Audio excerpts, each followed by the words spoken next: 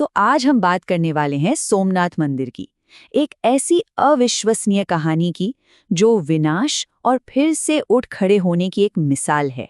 सोचिए, एक ही जगह जिसे 1000 साल के अंदर कम से कम 6 बार तोड़ा गया और फिर हर बार उसे दोबारा बना दिया गया। ये जगह अपने आप में टूटने और फिर जुड़ने की एक जीती जागती कहानी है। अब सवाल ये उठता है कि आखिर इस एक जगह में ऐसा क्या खास है, क्यों इसे बार बार निशाना बनाया गया और क्यों ये हर बार फिर से खड़ी हो गई। इसे समझने के लिए हमें इसकी शुरुआत में इसकी जड़ों तक जाना होगा। तो चलिए देखते हैं इसका प्राचीन और पवित्र इतिहास।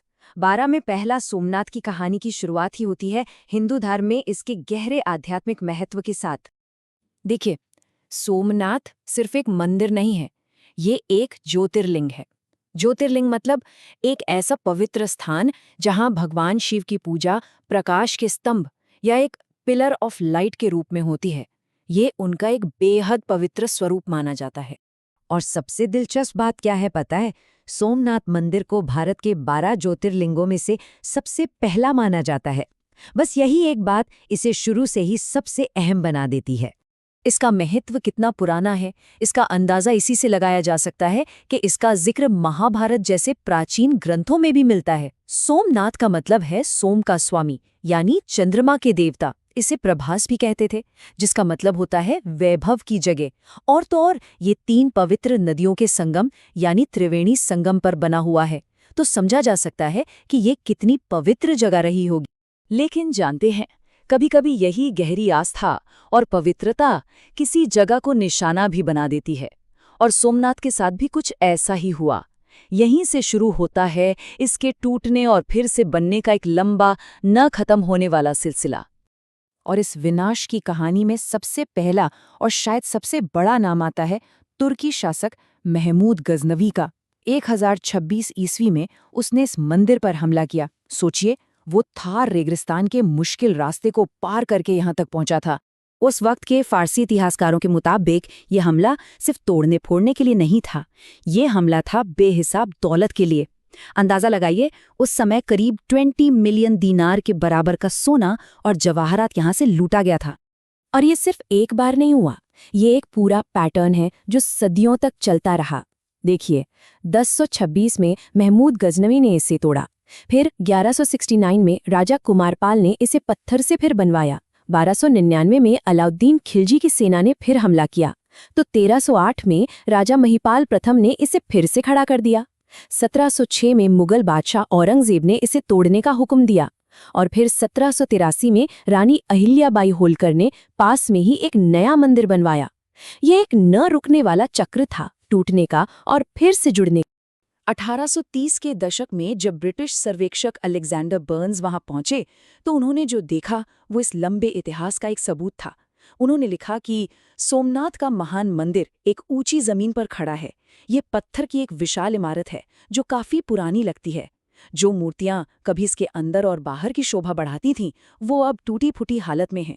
मतलब उन्हें एक ऐसी संरचना मिली जिस पर इतिहास के सारे जख्म साफ दिख रहे थे। एक मंदिर जिसे कुछ हद तक मस्जिद में बदल दिया गया था। और यहीं से कहानी एक और दिलचस्प मोड़ लेती है। एक ऐसा किस्सा जो ब्रिटिश राज के दौरान का है और जिसके बारे में बहुत कम लोग जानते हैं। क्या सोमनाथ के वो मशहूर दरवाजे वाकई 1842 में अफगानिस्तान से वापस लाए गए थे? हुआ ये कि ब्रिटिश सरकार ने अपनी सेना को हुक्म दिया कि वो महमूद गजनवी के मकबरे से सोमनाथ के चंदन के दरवाजों को वापस लेकर आएं। लेकिन मजे की बात देखिए, जब सेना वहां पहुंची और दरवाजे मिले तो पता चला कि वो तो चंदन के हैं ही नहीं, वो देवदार की लकड़ी से बने थे और उनका डिजाइन भी गुजराती या भारतीय शैली का नहीं था। तो जो माना जा रहा था और जो मिला, उसमें जमीन आसमान का फर्क था। अब आते हैं आधुनिक दौर में। भारत की आज़ादी के बाद सोमनाथ का एक बार फिर से पुनर्जन्म हुआ, और इस बार ये सिर्फ एक मंदिर नहीं था, बल्कि एक नए आज़ाद देश के लिए एक बहुत शक्तिशाली प्रतीक भी था। और इसका पुनर्निर्माण एक बहुत सोची समझी प्रक्रिया के तहत हुआ। सबसे पहले 1947 में उप प्रधानमंत्री सरदार वल्लभ भाई पटेल ने इसके पुनर्निर्माण का आदेश दिया। फिर महात्मा गांधी ने भी अपना आशीर्वाद दिया, लेकिन एक सुझाव के साथ कि पैसा सरकार से नहीं बल्कि आम जनता से इकट्ठा किया जाना चाहिए। अक्टूबर 1950 में पुराने खंडहरों को, जिसमें एक मस्जिद का ढांचा भी था, हटा दिया गया और आखिर में 11 मई 1951 को भारत के पहले राष्ट्रपति डॉक्टर राजेंद्र प्रसाद ने खुद इसका उद्घाटन समारोह पूरा किया। और जो नया मंदिर बना उसे पारंपरिक मारू गुर्जर शैली में बनाया गया। इसे बनाने वाले थे सोमपुरा के माहिर कारीगर। तो मतलब इसकी बनावट में भी इतिहास और परंपरा को जिंदा रखा गया। आज सोमनाथ की कहानी और उसकी विरासत को अलग अलग नजरियों से देखा जाता है। भारत में इसे अपनी विरासत, राष्ट्रीय गौरव और एक पवित्र स्थान को वापस पाने का प्रतीक माना जाता है। वहीं दूसरी तरफ पाकिस्तान की स्कूली किताबों में महमूद के हमले को हिंदू राजनीतिक साजिश के एक केंद्र को खत्म करने के तौर पर दिखाया जाता है। और ईरान के फारसी साहित्य में तो सोमनाथ यानी सोमनाथ की लूट को एक महान इस्लामी जीत के रूप में मनाया जाता है। एक ही घटना, लेकिन कितने अलग अलग मायने। तो सोमनाथ की ये पूरी कहानी हमें एक बहुत गहरे सवाल पर लाकर छोड़ देती है। एक सवाल जो विरासत और पहचान से जुड़ा है कि जब किसी इमारत को बार बार बनाया जाता है तो क्या वो वही पुरानी इमारत रहती है, या फिर हर नई पीढ़ी के लिए वो एक नया प्रतीक, एक नया मतलब बन जाती है।